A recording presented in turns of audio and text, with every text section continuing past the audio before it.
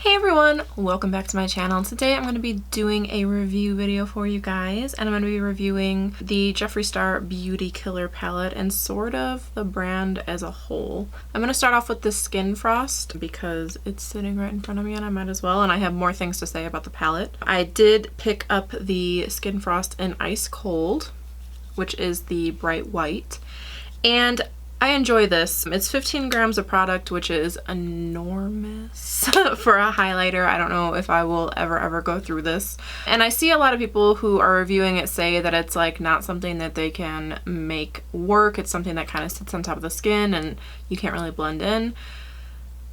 Which, you know, for this product, if you were buying it thinking it was going to be your like everyday highlight, I think you were just kind of mistaken about what the product was meant to be, because I do believe that he meant these to be more like Instagram type artsy highlighters where, you know, they aren't supposed to look like they blend into your skin. They aren't supposed to look natural. They aren't supposed to look like any of that, and that was the point.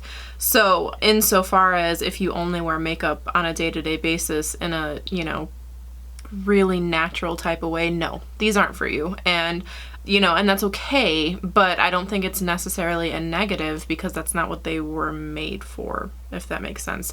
These are very pigmented. I will go ahead and swatch for you. They are not sheer in any way. It's very much a stripe of pigment, which again is what, you know, the point was of these, I believe. It's not like a regular highlight where you want it to be just a little bit translucent so your skin shows through and it looks more natural, blah blah blah. That's not what these were for.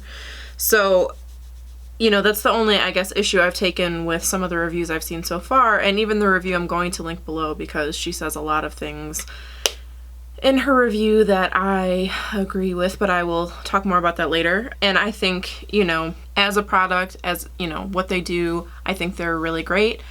The one I have, obviously, I don't have them all, but if the formulas are consistent over the 4 he's released, then I do think that these are good highlighters. You get a ton of them. It's great, you know, cost effectiveness, and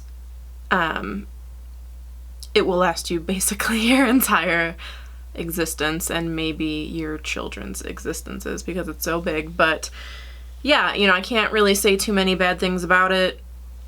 It is what it is. And on to the Beauty Killer palette. I really don't like this palette. I got it and I thought, you know, especially after seeing some of Jeffree's own tutorials with it, you know, I really thought I was just gonna love this palette, and I don't. And I found myself using some of the, you know, more natural colors day to day, you know, every day. I especially like to put like Confession all over the lid and blend it out into the crease with Courtney or whatever, you know. But I found that these shadows faded within just a couple hours on my eyes, which is not something that I ever have an issue with. I do have, just knocked over my lash glue, but I do have oily eyelids, but I don't have a problem generally with eyeshadows fading on me. And I found these to go on pretty patchy. I found the bright colors to just be like really hard to work with.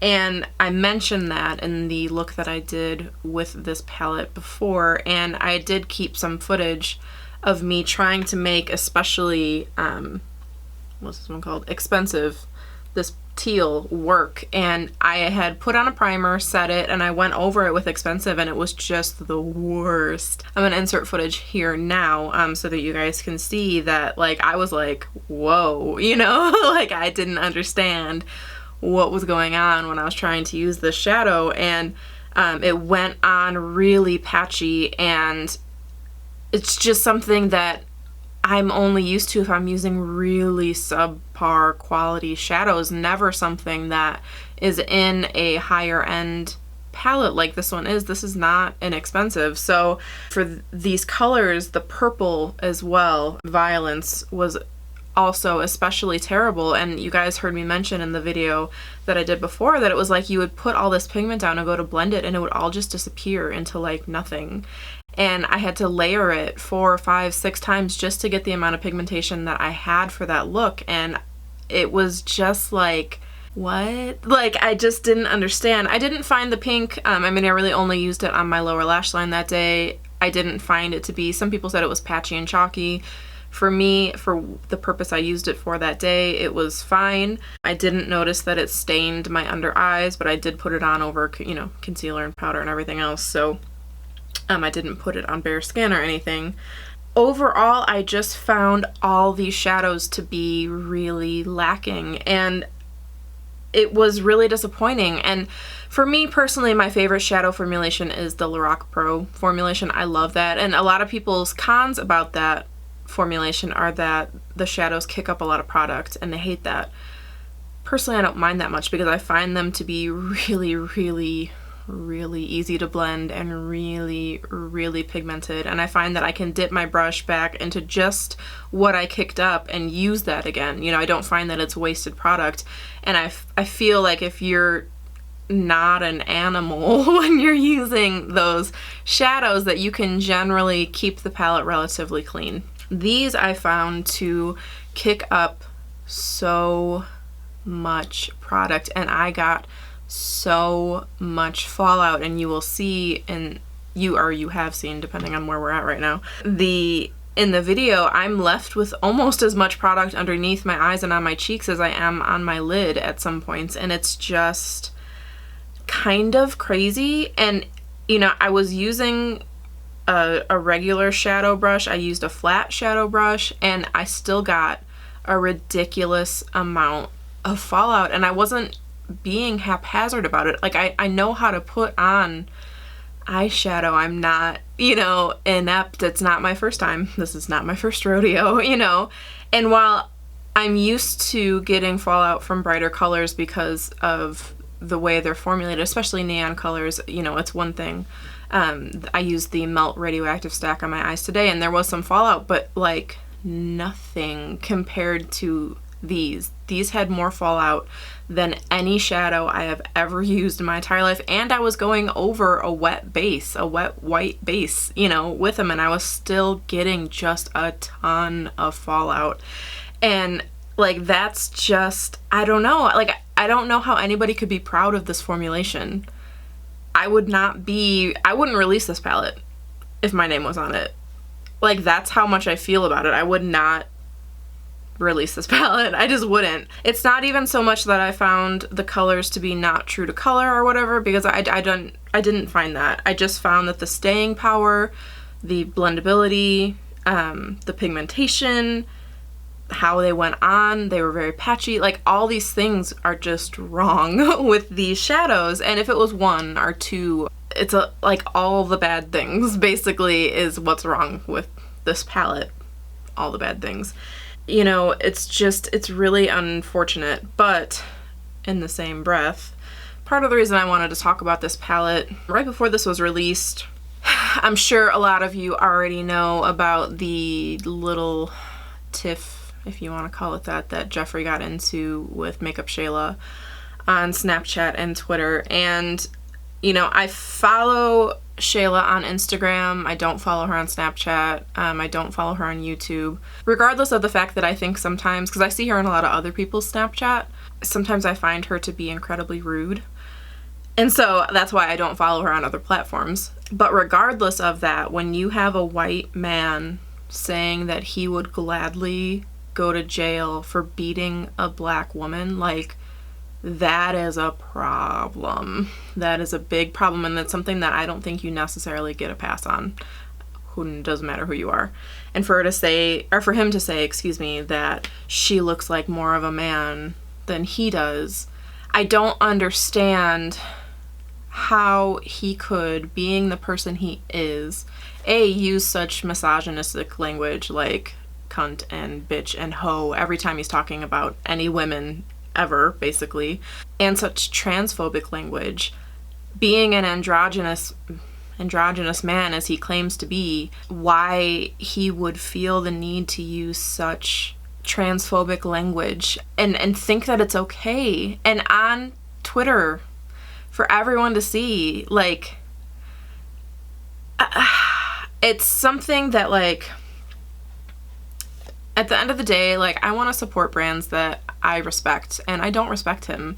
He doesn't deserve respect. He is an internet bully, and coincidentally, it often seems to happen right before he's about to release some new products or have a restock on his website or whatever. So I just, like, I don't know why I was holding on so long to these products. I really do enjoy the liquid lipsticks. I think it's a great formulation, but in the same breath, I think the Dose of Colors formulation is just as good, if not better, in some cases.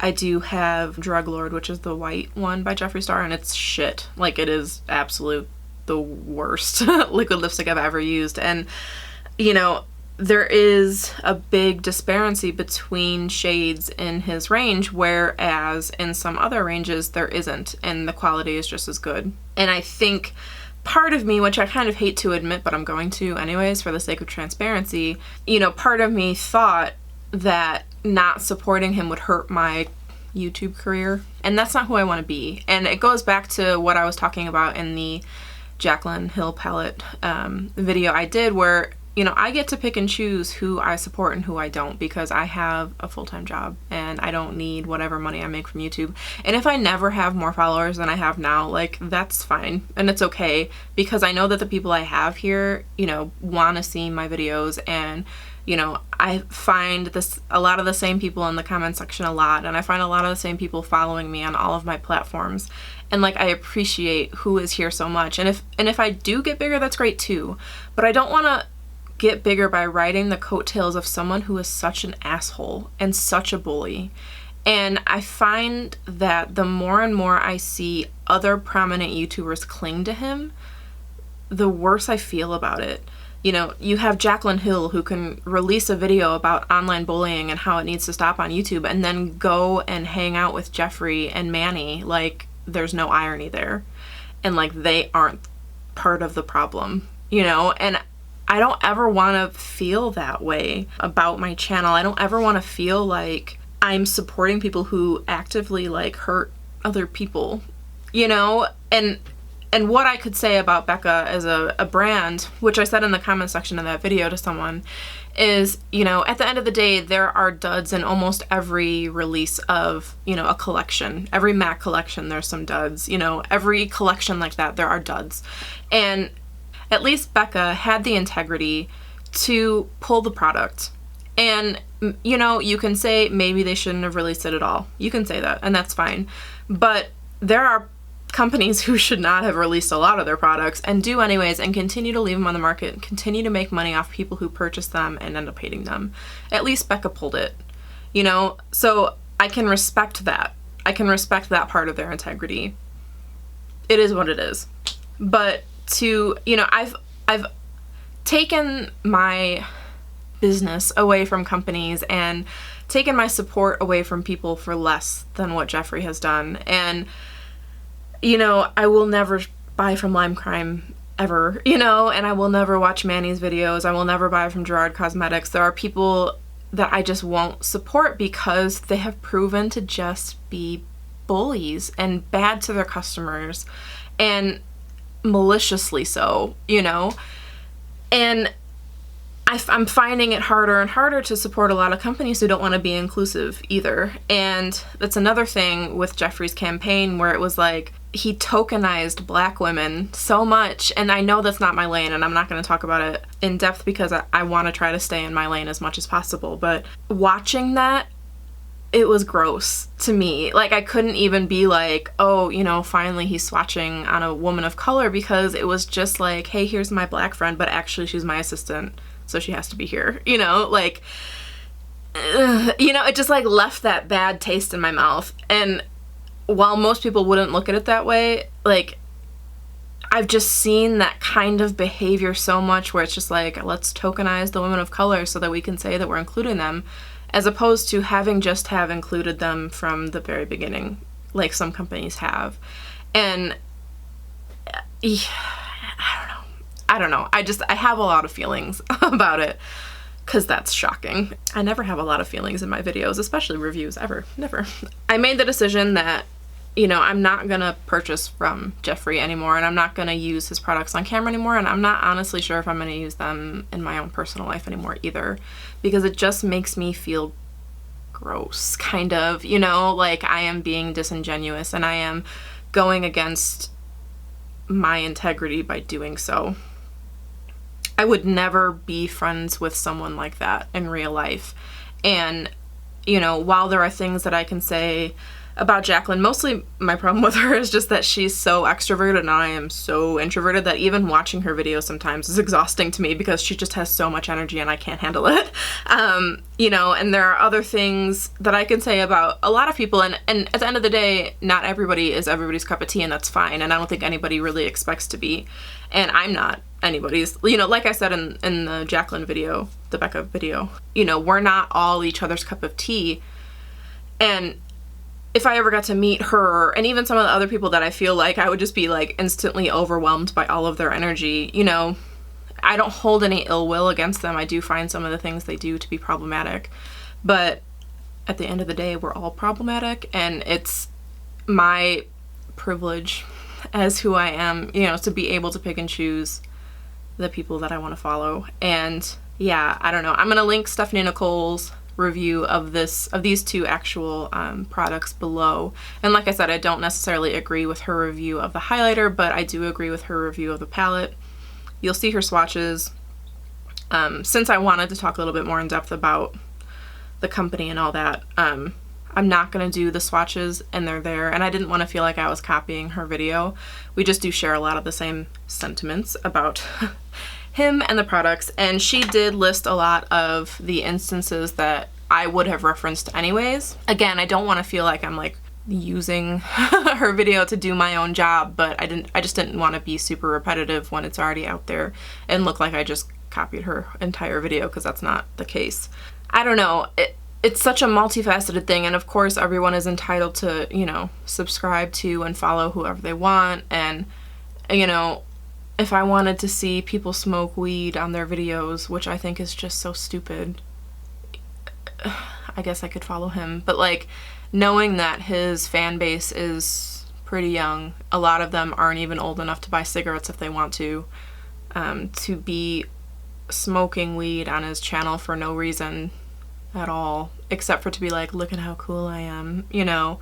It's one of those things that just leaves a bad taste in my mouth, and what people want to do on their own time is whatever. You know, if he wants to be high every second of his life, that's his prerogative. But I just think it's unnecessary and unprofessional on his channel. And, you know, if he wants to go on and on and on about how humble he is, and then have his criticisms of people who criticize him be that they're just jealous of his bank account, and then go and do some videos in his expensive car with other bullies, like, it's just, he's just so disingenuous to me. And, you know, to harp on about how humble he is and then be very not humble and have everything come down to how much money he has and all that is just, I don't know, gross. Again, it's just kind of gross to me. I don't like being around people who make me feel like that. And I'm not saying that everybody has to feel like that. Just remember that not everybody has to like each other,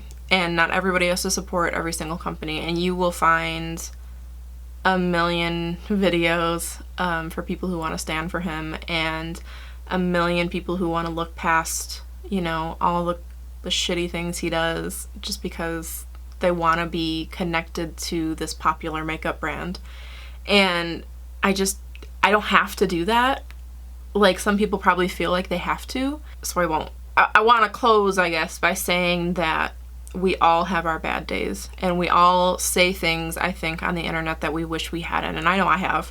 I know there's been days where I've, you know, made some dumbass comment in the comment section on a video about something, or even just having a bad day and venting at the wrong people, which is human nature and everybody does it. You know, I wish that I could go back and find all of those comments and erase them because they were wrong. You know, they were wrong of me to do, and it's something that I really strive to not do, not just because I have a public presence on the internet now, but because I don't want to be that person, you know.